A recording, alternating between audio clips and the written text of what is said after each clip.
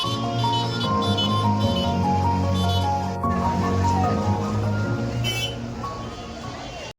Hello বন্ধুরা, আমি প্রভাস আরও এক নতুন ভিডিওতে তোমাদের সবাইকে স্বাগত জানাই। আমি এখন আছি হাওড়া স্টেশনের একদম পাশেই অবস্থিত হাওড়া নতুন মেট্রো স্টেশন, যেটা 6 মার্চ উদ্বোধনের পরেই কিন্তু 7ই মার্চ আমি চলে এসেছি সেই স্টেশনের সামনে। কিন্তু স্টেশনের সামনে এসে কিন্তু একটু হতাশায় পড়তে হলো, কেননা স্টেশনটা 6 মার্চ উদ্বোধন হয়েছে ঠিকই, কিন্তু যাত্রী সাধারণের জন্য কিন্তু এখনও পর্যন্ত খোলা হয়নি। তো এটা দেখে বেশ খারাপ লাগলো। এই হলো হাওড়া মেট্রো স্টেশন, যেটা কিনা হাওড়া স্টেশনের মধ্যে 15 থেকে 17 নম্বর প্ল্যাটফর্মে যাওয়ার মধ্যেখানে অবস্থিত। আর এই প্ল্যাটফর্মের দরজা কিন্তু তোমরা দেখতে পাচ্ছ, আপাতত কিন্তু এই মেন গেটটা বন্ধ রয়েছে। কালকে উদ্বোধন হয়েছে, এর জন্য দেখো ফুল দিয়ে সব কিছু দিয়ে পুরো সাজানো আছে, একদম কমপ্লিট করা আছে।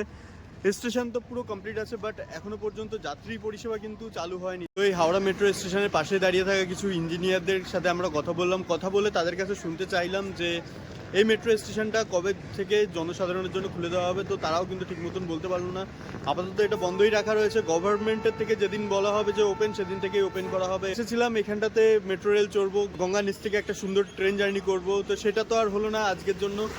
7ই মার্চ কিন্তু এসে পুরোটাই এরকম দেখতে পেলাম, বন্ধ রয়েছে। তো তোমরা যারা ভাবছো যে উদ্বোধনের পরেই কিন্তু এই মেট্রো স্টেশন খুলে যাবে, তাদেরকে বলছি যে এখনো পর্যন্ত কিন্তু জনসাধারণের জন্য খোলেনি। তো তোমরা আগে কনফার্ম হও যে খুলে গেছে, লোকজন যাওয়া আসা করছে, তারপরে কিন্তু এসো।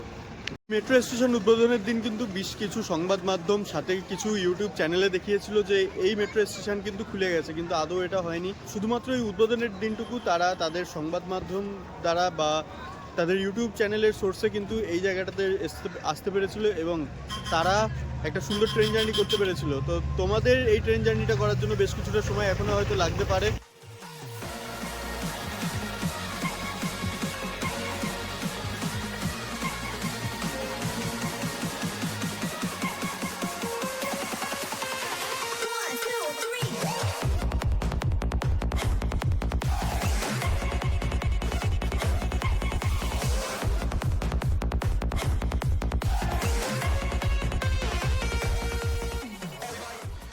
আমার মতন কিন্তু প্রচুর মানুষ এসেছে এই হাওড়া মেট্রো স্টেশন থেকে মেট্রোতে চেপে এসপ্ল্যানেড পর্যন্ত, বা এসপ্ল্যানেড থেকে মেট্রোতে চেপে এই হাওড়া পর্যন্ত আসবার জন্য। তো এনারাও দুজন এসেছিল, এনারাও এসে কিন্তু হতাশ হয়ে ফিরে যাচ্ছে বাড়ির দিকে।